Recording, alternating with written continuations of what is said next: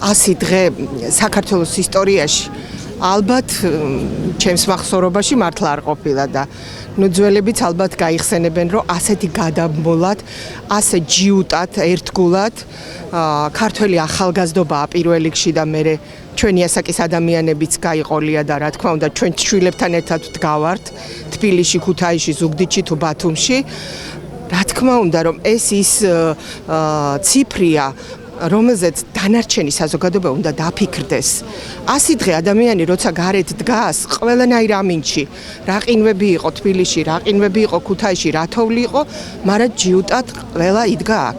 ჯერ რატომ?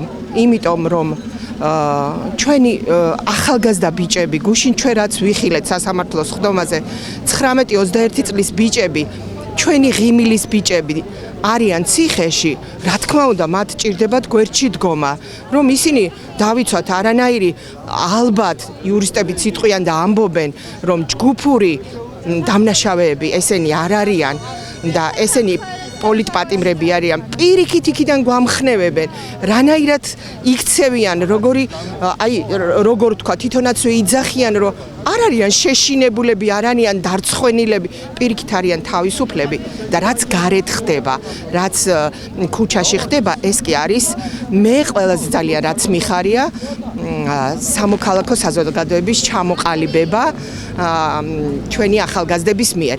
მე დარწმუნებული ვარ, რომ თუ ჩვენ მივაღწიეთ იმას, რომ ახალი არჩევნები დაინიშნა და ჩვენ გვეღირსა ნორმალური ხელისუფლება, აი ის საზოგადოება, რომელიც გარეთ დგას, მინიმუმ 100,000-დან 200,000 ადამიანამდე, ეს ისეთი სამოქალაქო საზოგადოებაა, რომელიც ახალი არჩევნების პირობებშიც შეიძლება ქუჩაში დადგეს და იბრძოლოს, რომ მათ კიდევ და საერთოდაც არავინ აღარ გაბედოს საქართველოს ხელში ჩაგდება.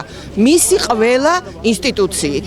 ეხლა დღევანდელ სიტუაციაში აღარ არსებობს არანაირი ინსტიტუცია, არც სამართალი, არც განათლება, არც არაფერი, აბსოლუტურად ყველაფერი არის ერთი ადამიანის ხელში და მისი შემსრულებლების ხელში.